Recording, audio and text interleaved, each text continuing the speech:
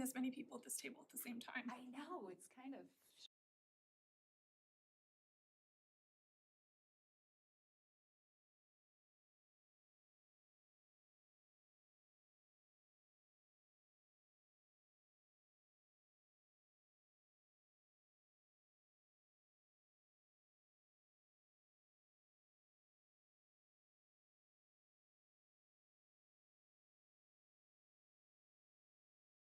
Meeting in person, you can do it at the first floor meeting room in the library.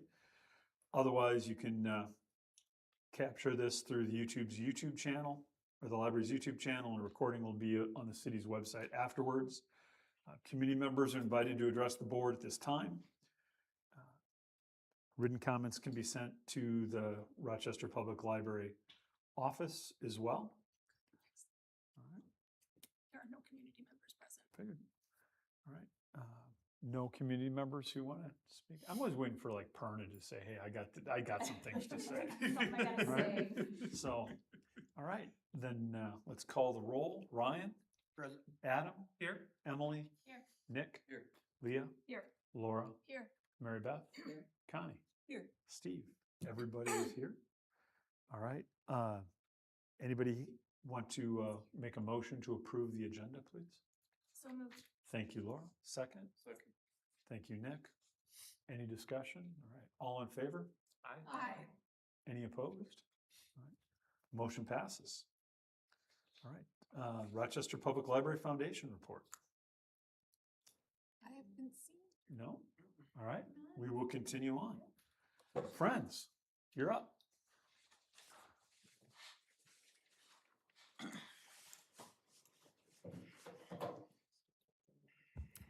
Hi, I'm Val Kalaszewski, the president of the Friends of the Rochester Public Library. And the end of January, we had our annual meeting, which we summarized our activities from 2025. And so, as you can read in the input that I have, throughout 2025, there was 235 volunteers, both direct library support as well as those of us who manage the used book processes. So that 235 isn't just the people who work the store and process the used books. It's everybody who helps throughout the library. They contributed 1,600 hours. Also, for those of us who did manage the used book process, one of the things when books come in, if they're what I call Barnes & Noble quality, we offer them to the library to see if they want to add them to the collection. Not just books, but DVDs, music CDs, things like that. In just 2025 alone, they added over 6,600 items to the collection. And they track the cost savings. If they would have had to purchase those outright, they saved the library over $140,000 just in 1 year.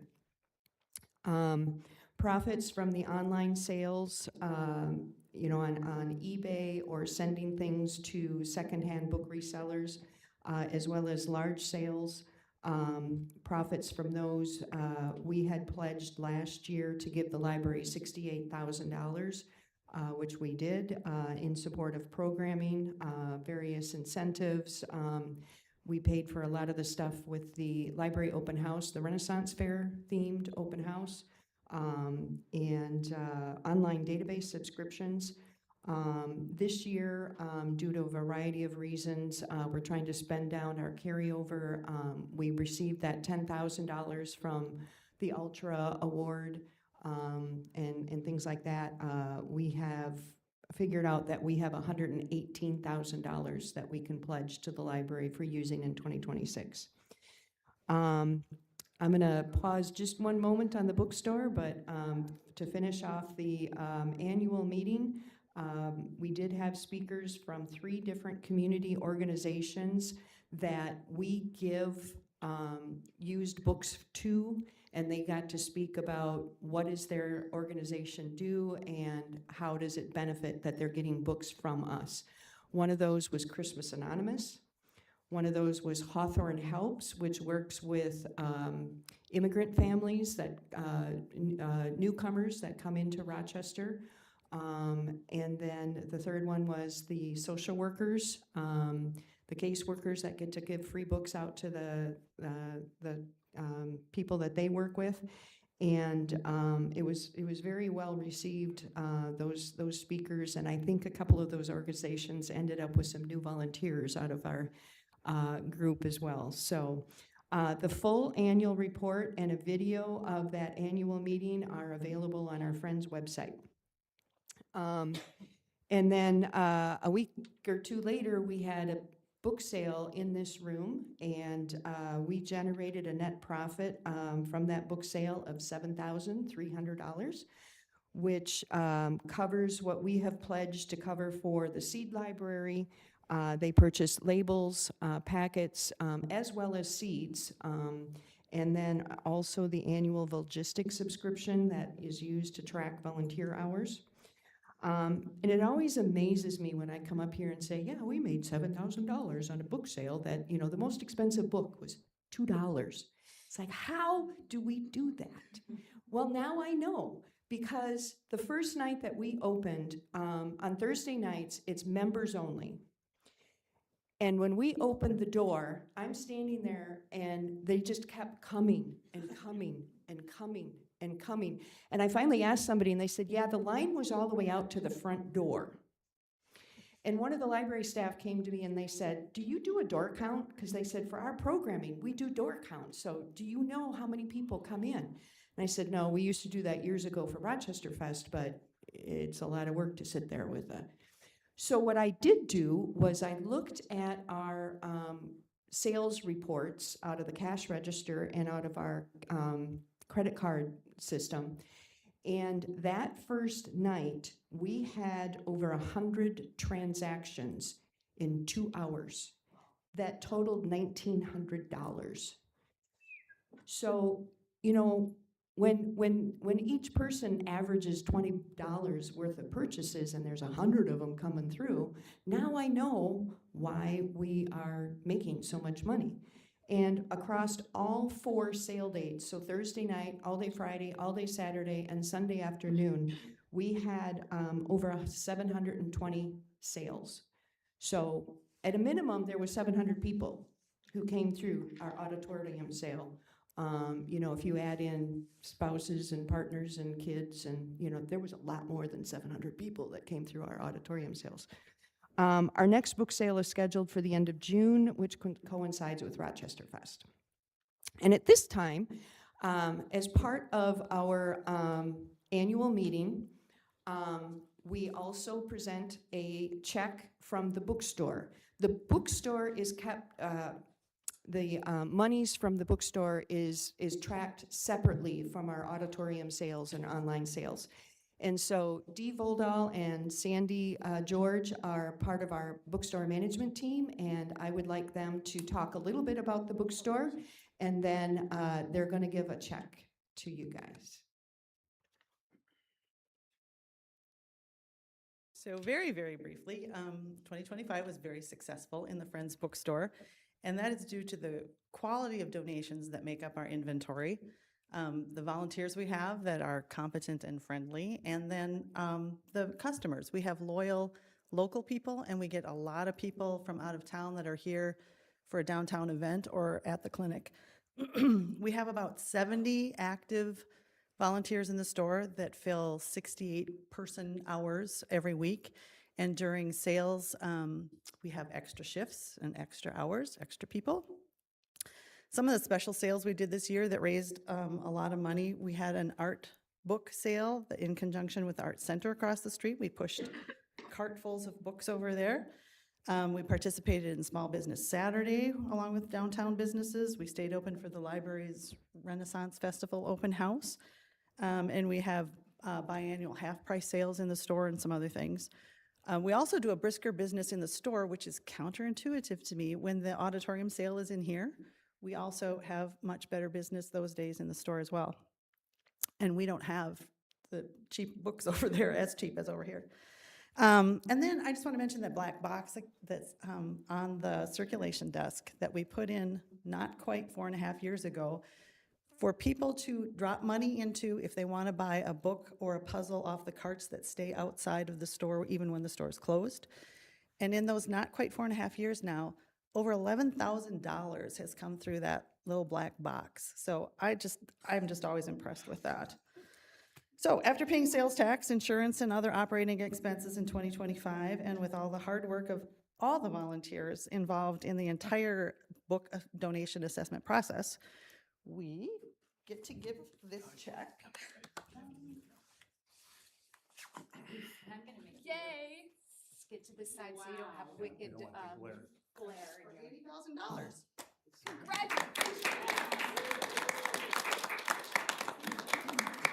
Cover Sandy's face. There we go. Yay. All right. Yes. That's awesome. Thank you. And if you haven't visited the store, try that. On my way out. I appreciate Dee and Sandy representing the bookstore. They work really hard in managing that, along with a bookkeeper and a scheduler. But that $80,000 is a record for 1 year worth of profits that comes into the library. And she also mentioned that we have impacts beyond Rochester. Last week, we got a box of books that was shipped as a donation from Texas with a note inside that said, "I just really enjoy visiting the bookstore every time I'm in Rochester. So here's a box of books as a donation." There was like 9 mass market paperbacks, 9 trade size, and like 12 Louis L'Amour Western mass market paperbacks. So they took the time and the money to ship a box of books to us from Texas. So, and then some of our online sales, the online sellers have figured out that some of their orders come international.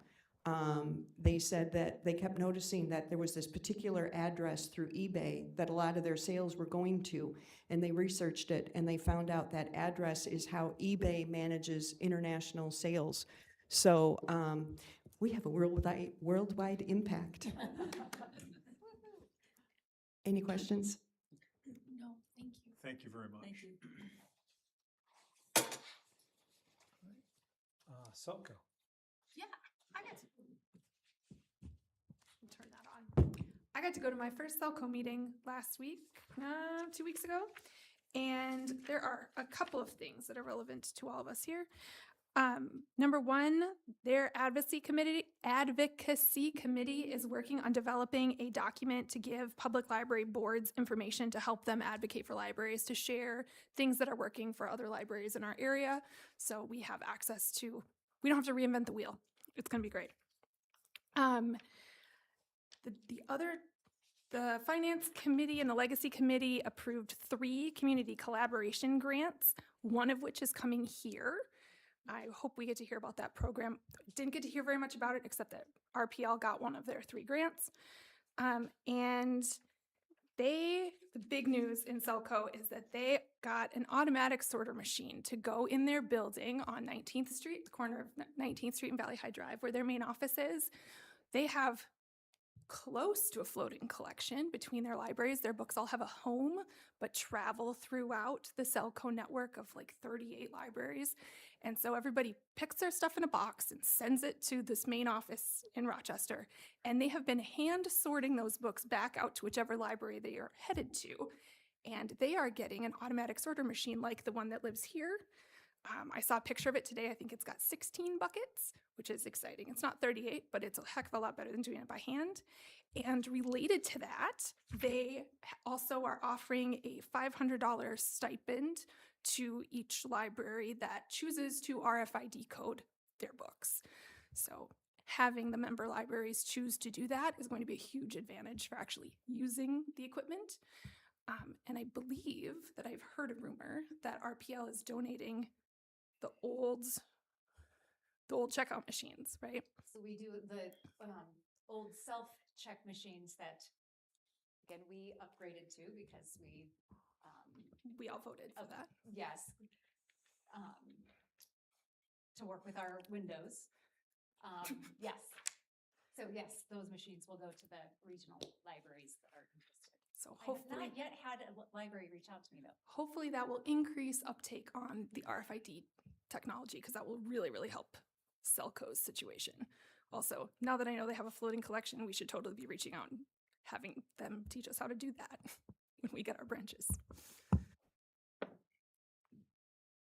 All right, thank you.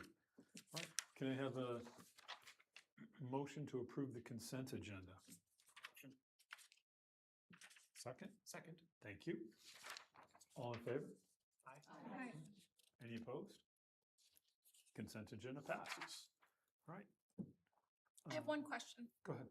Why do we think circulation was down in January? So I did make a little bit of a note on that.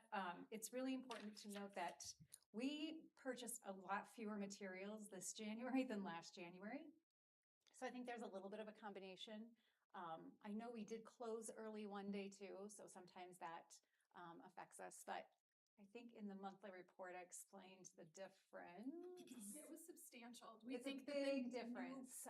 And when we have fewer physical materials, there's going to be a deep decline in, and it wasn't just in the physical, we had fewer physical and fewer digital titles that were newly added. So I think that's one of the reasons, but it's definitely something that will Are continue. new titles that big of a driver for circulation? Our newest stuff goes the most. Yeah. People love the new things, yes. But it's still, I mean, it's still early in the year, It is. right? Yeah. And we see that both the physical and the digital went down. So maybe there's a, I don't know, maybe we're coming to a point where it's kind of leveling off. You know, the demand is what it is for digital versus physical. I mean, it'd be Yeah. something to keep an eye on. Absolutely something to keep an eye on. It was interesting though that our door count's up, registrations are up, and our program attendance off the charts. So I think it's, yes, people use the library for collections and access to resources, but there's also a lot more that people are coming clearly. Maybe it's to shop. It appears they're just buying their books at the Friends Bookstore and they're just here for the programs. Appears to be. All right. All right. The Finance Committee recommendations. All right, so in your packet, the Finance Committee met and had a 20-minute meeting to go over. We are in the second year of a 2-year budget cycle, so there's really not a lot of leeway that we have. The majority of our budget, 73%, is staffing, and that is set by our collective bargaining agreements.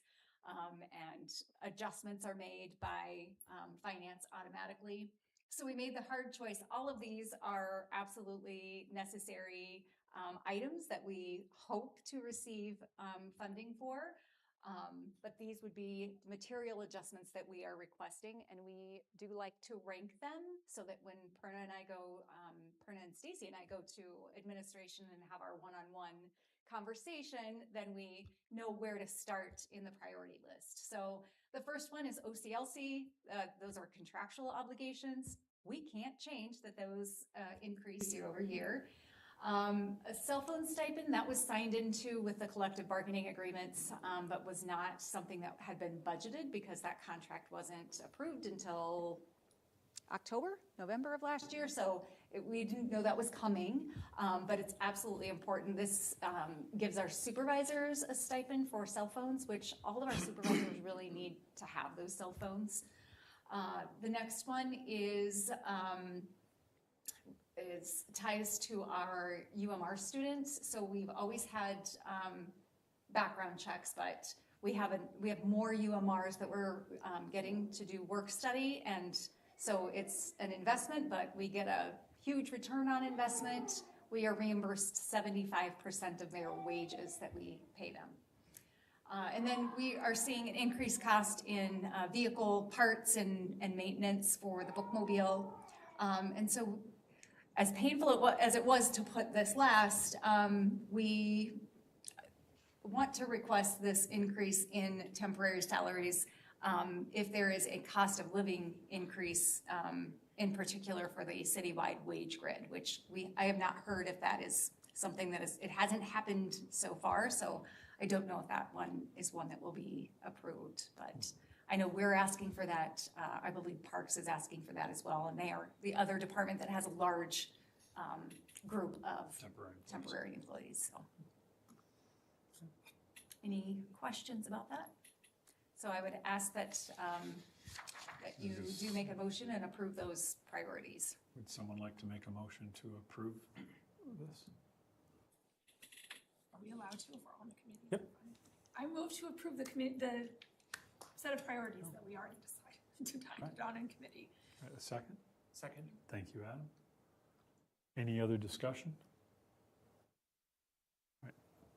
This is for this fiscal year, right? For 2027, we are making the request now For to next. adjust the budget for 2027, Which would end on what, when? December 31st, Oh, Their 2027. calendar year Yeah. budgets, yeah. Okay. Okay. Any other questions? All right, then all in favor? Okay. Any opposed? Motion passes. All right, Julie? I think we're ready for you. You all think I skipped executive committee report, but I'm just adding that to our executive session, which, Okay, I'm using the mic. Okay, so I'm really excited to be at this place. We're a little ahead of schedule, which is fantastic.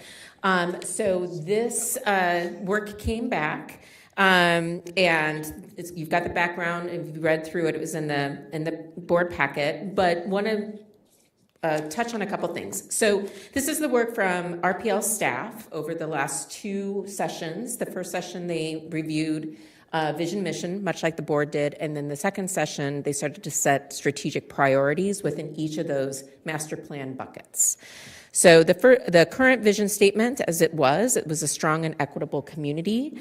The revised vision statement is a community where everyone is welcome and opportunity grows. This came because participants indicated that the vision needed to have momentum to show that the library is growing and adapting to the community, one in which people can thrive. So this is out there for review from the board. So if there's wordsmithing and things that you think that needs still to happen, you're welcome to give that input. Then if we look at the mission statement, it was welcoming all to connect and learn. The revised mission statement is build connections, foster inclusion, and inspire lifelong learning. The participants indicated that the mission needed to convey that the library, again, is everywhere, everything, all at once. So that every resident has the ability to get there. One of the strategic priority calls that we had in our session was like, I think about, I have a need to the library, and just this idea that the library is going to be able to help me, and that there is momentum there. So I'll pause there for any sort of reflection or thoughts on vision and mission. go ahead, Nick. Yeah, I went through this and I just made little question marks. So the vision statement and the mission statement, both of those have to be approved by the board, is that right? Okay. Are we going to do that at this meeting or? Perhaps. Potentially. Perhaps, okay. Then I asked, well, what's the difference? And how is that difference going to be communicated to the city? The vision is the why. So the vision is always about what do we really want to see for the bigger collective? So when we looked at the vision, we really were thinking about residents within Olmsted County because that's the kind of the geographic boundary of who Rochester Public Library serves. Sure, there's exceptions to that rule, but for the most part, it's residents within Olmsted County. And the mission is, how does a library contribute to that vision? How is it that the library is creating an opportunity for that vision to be realized? So if we want a community where everyone is welcome and opportunity grows, then how is it that the library does that? They do that by building connection, fostering inclusion, and inspiring lifelong learning within and without the walls. So that's through their programming, that's through their staff interactions, that's through community collaborations. And Are we going to try to communicate this to the typical user, or how are we going to do that so that it means something to them? That would be for the library to figure out how that's going to be packaged on their website. Right now, it's a vision and a mission statement only. There is no packaging of it.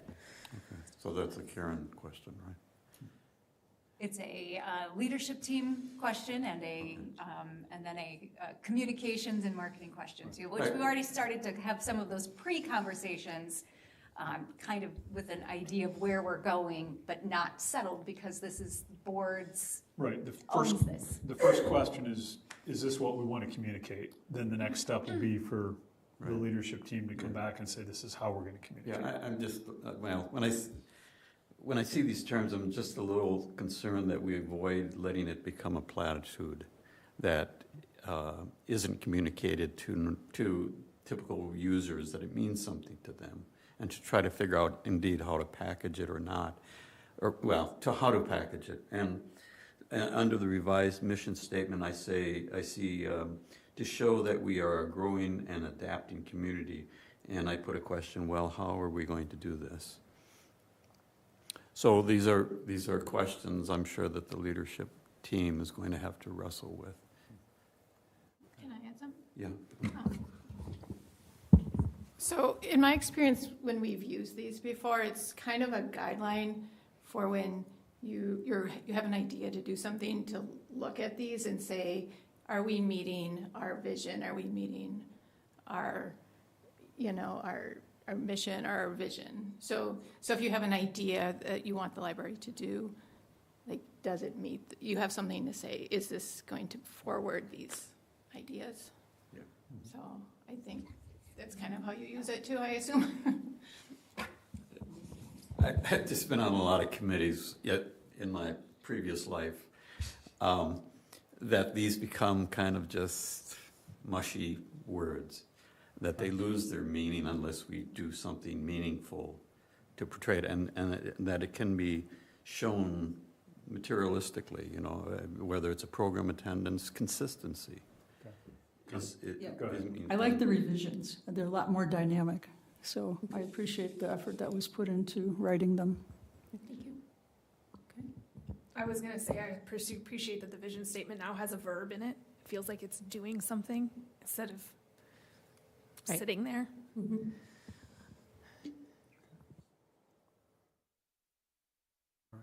Any other questions? So you can sit with it. If words come up, if you wake up in the middle of the night and you're like, whoa, You want to start? this needs to be in this, please send that on to the leadership team. These are in draft form right now. Vote on it or wait? The mission statement Written under discussions. used to say welcoming, right? And that's something that I think when we've talked in here has always been something that we were interested in keeping with the feel of the building. I kind of wish that the revised mission statement still had that warm feel. It feels kind of clinical right now.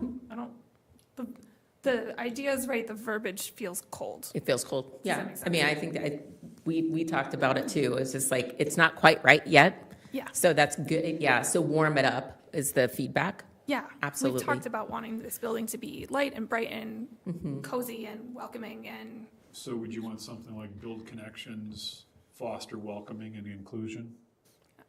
Or is that still, doesn't meet your needs?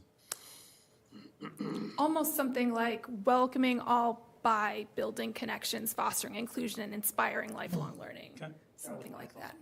Yeah. Yeah. Okay. We'll make that note. Thank you. It's great Lead with feedback. warmth. Yeah. Lead with warmth. Okay, wonderful. So moving on into the strategic priorities and the goals. So for each of the master plan recommendation areas, so that's the facilities, the leadership, the community and identity and operations. Those are the 4 master plan recommendation buckets. Then what we did is we identified a strategic priority for each of those buckets with a goal. And remember, this is a 3-year plan.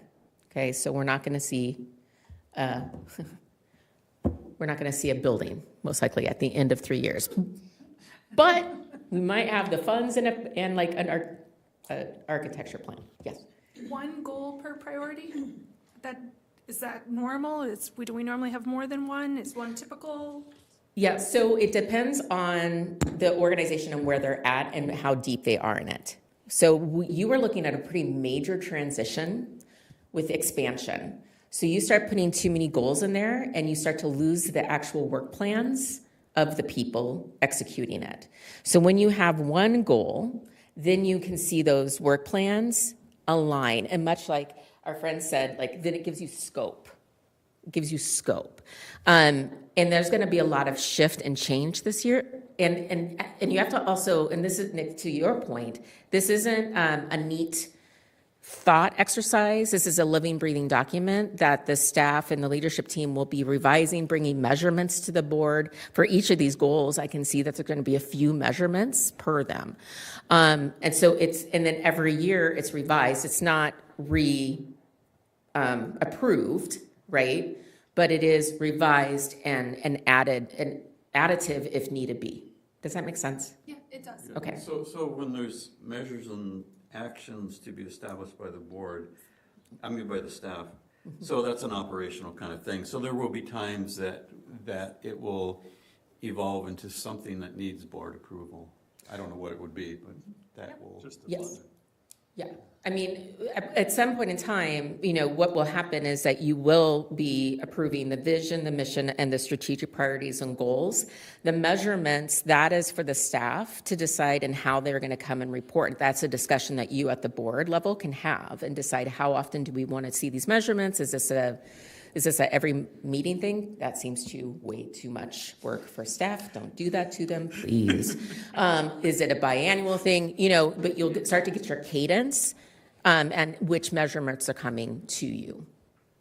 Yeah. And historically, we've done quarterly. The longest stretches have been a 6-month stretch, but quarterly seems to be a good cadence to indicate and to keep the board informed of what staff are doing. Right. But typically the governance board, you're responsible for setting the strategic direction and making sure that it's coming back to you in a measured form, not setting measurement. That's for staff to do. Okay. You can make recommendations and then they can decide if they want to take them or not.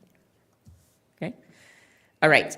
So when we look at the strategic priorities, the strategic priority under facilities is reimagine our physical footprint for connection and equity. It's broad for a reason, right? Because most likely at the end of 3 years, you're not going to have like a whole renovated downtown branch, but you may have some remodeled or reimagined areas within the downtown location. So the goal is to establish the plan to pilot the satellites and to modernize the downtown location. So really thinking about how can we modernize and then what is our plan to pilot those satellite locations, okay? Which is reasonable by the end of 3 years. So, and then under leadership, this one got a lot of staff interaction, which I was really excited about, but lead with united purpose and data-driven advocacy. So understanding, the goal is to align organization partners, so that's the library friends and foundation that we will call out there, but there might be other community partners as well. But we're going to definitely align those organizations with consistent data-driven narratives to advocate for sustainable funding. Period, hands down, that's what we're doing. Right? Because we need to make sure that if I'm on the street and I'm a city council and I come in contact with somebody from Friends or I come in contact with somebody from the foundation or the library, they're all speaking the same language, not uniform and robotic, but that I can feel and trust that all of the pieces of the library are aligned and working in the same direction. So, any feedback on those two? No, keep going. I do. I'm sorry. Go ahead.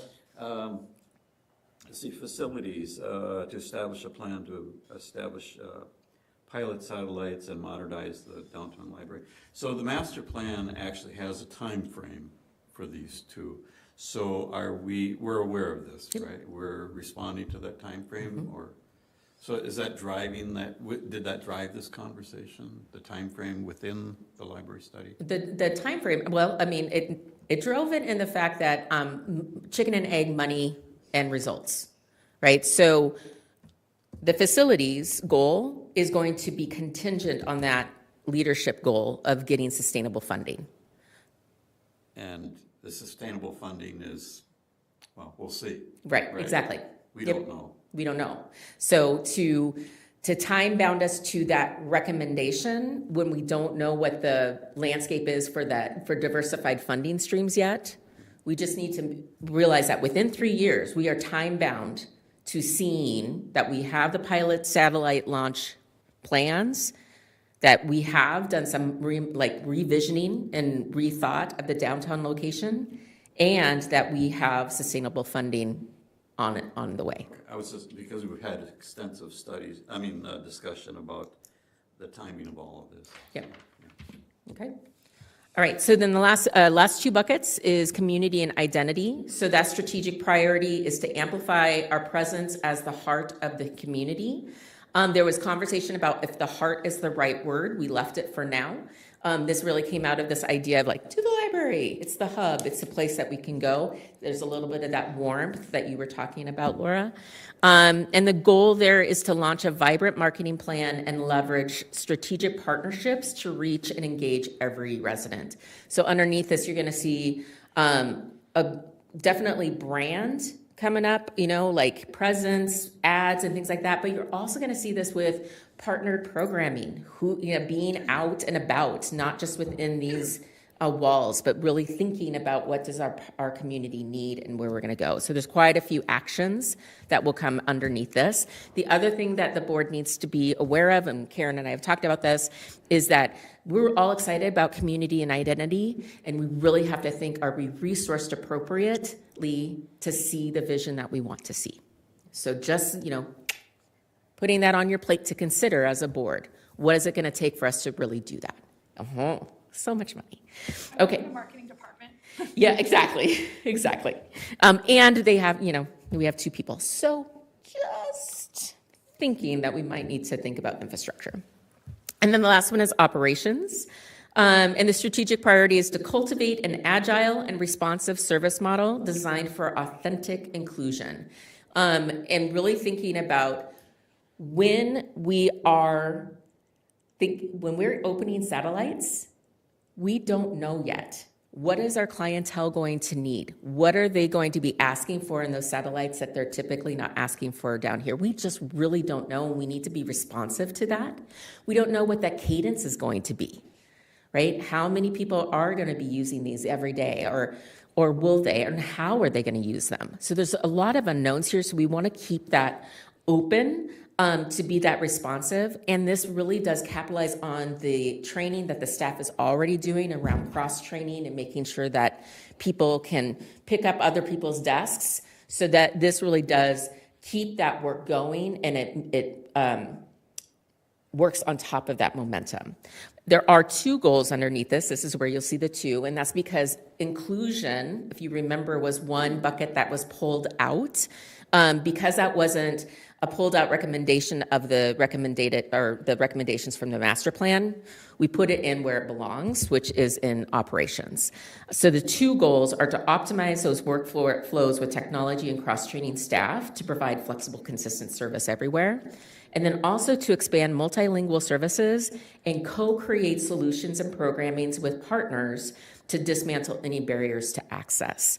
So this may be, in the first year, we're like, who is it that feels a barrier to access to here? How do they feel it? And we may be doing a co-design experience or some sort of guiding principles that then would be worked into training for the staff. We just don't know quite yet what that one's going to look like. But know that that more work will need to be done around that. And the staff has amazing ideas, so that I'm just really excited for their action plans. I'm working on those next.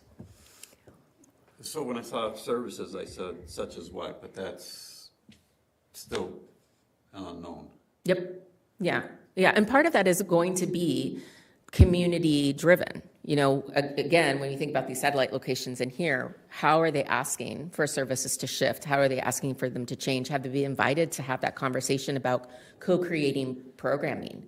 What does it look like if the library partners with Pamoja Women, they bring children's books, in Somali, and they do the reading. Who knows? We just don't know. I would add a / multicultural after multilingual. Perfect. It's more than language. Okay. Thank you. Great feedback. Yeah. I think one of the sort of core challenges of this process is balancing precision in language, but also concision. And I think the language for the leadership was really good. I was thinking about the facilities language, and I think the operations language here sort of highlights what I was thinking, is I wonder if, like, the word equity in the facilities context, does that require some further refinement? Because I don't know quite what that means, in the same way that the operations language makes it really clear, like, what is it that is going to be done to accomplish that particular objective? Great. So instead of equity, are you thinking accessibility? Like, Maybe, I don't know. Yeah. Right? Like, it's unclear what exactly would Okay. be done there. Accessibility is the obvious word that comes to mind in the facilities context. Sure. But I don't know if that's sufficiently robust or inclusive. that's a great point, Adam. I think, I mean, open to discussion. Like, what do we think? Go back so we can see it. Whoever's running Oh, the screen. that's me. I was like, yeah, Julie. Sorry. So here. Yeah. Well, it sounds as though more discussion is going to make, for example, that word equity clearer as we come down to more specifics, because that's certainly what we need here. Yeah. Okay. I mean, obviously, we know we have some accessibility issues, but I'm imagining equity also means things like spaces where people know that they're comfortable to talk and spaces where people know they're not supposed to be talking, things like that, that would, we know from our community feedback has been something that's been not well communicated to people that don't currently use the library. So making sure that everybody feels welcome isn't just about accessibility. It's Right. partly about accessibility. So maybe it is for connection, comma, equity, comma, and accessibility. I mean, adding that word. Possibly, yeah. Because the thing, and what you are both talking about is how do we measure that? Like, and that's really ultimately for the leadership team to decide, like, this is how we're going to measure it, is how many spaces that people feel, like safe. How many spaces people feel like they can get in and not Be comfortable. And be, welcome. not be comfortable or not We be can mobile. sit here and, what equity means to me versus what equity means to Adam versus, that's really not going to get us in the direction that we need to go. We need more detail, more discussion, more specifics. Okay. Anything else? All right, thank you very much, Joe. Yeah, you're welcome. Thank you, Julie. We don't have any informational items. Correct. All right, any questions and answers? Any questions from the board? Oh, I'm just kind of taking All right. In that case, then I would ask a motion to move into executive session. Thank you, Adam. Mary Beth, was that your second? All in favor? Aye. Aye. All right, I guess that means we tell everybody else to leave.